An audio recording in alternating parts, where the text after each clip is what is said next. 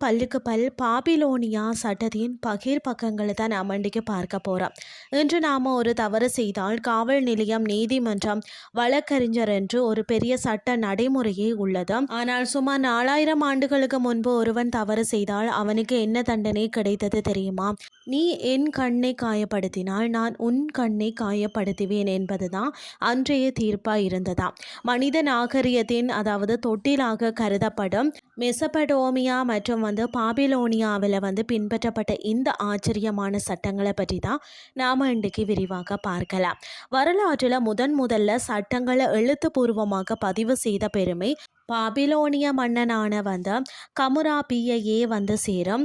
அதுவரை மன்னனின் வாய் வார்த்தையே சட்டமாக இருந்தது. ஆனால் கமுராபி 282 சட்டங்களை ஒரு பெரிய கருப்பு நிற துணியில செதுக்கி வைத்தாராம். சூரிய கடவுள்களிடமிருந்து நான் இந்த சட்டங்களை பெற்றேன் என்று கூறி மக்கள் கடவுளுக்கு பயந்து சட்டத்தை மதிக்கும்படி செய்தார். இதுதான் பிற்காலத்தில் பல சட்ட அமைப்புகளுக்கு ஒரு வரைபடமாக அமைந்ததாம். கண்ணுக்கு கண் பல்லுக்கு பல்லுன்னு சொன்ன இந்த சட்டத்தின் தொகுப்பின் மிக பிரபலமான அம்சம் பழிக்கு பழி வாங்கும் முறைதான். அதாவது ஒருவர் இன்னொருவருடைய எலும்பை உடைத்தால் பதிலுக்கு அவருடைய எலும்பும் உடைக்கப்படும். ஒரு வீட்டை கட்டிய என்ஜினியரின் கவனக்குறைவால் அந்த வீடு இடிந்து வீட்டின் உரிமையாளர் இறந்தால் கூட அந்த என்ஜினியருக்கு மரண தண்டனை வழங்கப்படுமாம். இந்த சட்டங்கள் அனைவருக்கும் சமமாக இருந்ததா என்று கேட்டீங்கன்னா இல்லை என்பதே உண்மை. தண்டனைகள் சமூக அந்தஸ்தை பொறுத்து மாறுபட்டதாம். ஒரு செல்வந்தன் இன்னொரு செல்வந்தனின் அதாவது கண்ணை குருடாக்கினால் அவனுக்கும் அதே தண்டனை. ஆனால் அவன் ஒரு ஏழையின் கண்ணை குருடாக்கினால் தான் அபராதம் கட்டினாலே போதுமாம். அன்றைய சமூகம் பிறப்புகள், சாமானியர்கள் மற்றது அடிமைகள் என பிரிக்கப்பட்டிருந்ததை இந்த சட்டங்கள் நமக்கு தெளிவாக காட்டுகிறது.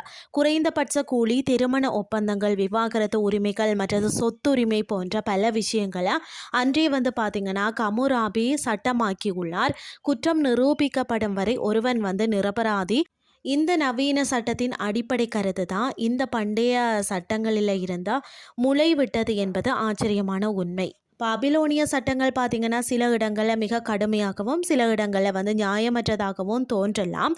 ஆனால் மனிதன் காட்டில் வாழ்ந்த நிலையில இருந்து மாறி ஒரு நாகரிக ஒரு சமூகமாக வாழ்வதற்கு தேவையான முதல் முயற்சியை இந்த சட்டங்கள் தான் காலத்தால் மறைக்கப்பட்டாலும் இன்றைய நமது பாதுகாப்பான வாழ்க்கைக்கு அடித்தளமிட்ட அந்த ஒரு பண்டைய வரைபடத்தின் முக்கியத்துவத்தை நாம் மறக்க முடியாது. வரலாற்றில் இந்த பக்கங்களை புரட்டி பார்ப்பது நமது கடந்து ஒரு பாதையை மட்டுமல்லாமல் நமது நீதியின் வளர்ச்சியையும் புரிந்து கொள்ள உதவுகிறது. இன்றைய கிறிஸ்டி உங்களுக்கும் பிரயோசனமாக அமைஞ்சிருக்கும்னு சொல்லி நானும் நம்புகிறேன். இதே மாதிரி மற்றும் ஒரு கிறிஸ்டின் வாயிலாக உங்களை சந்திக்கிறேன். நன்றி.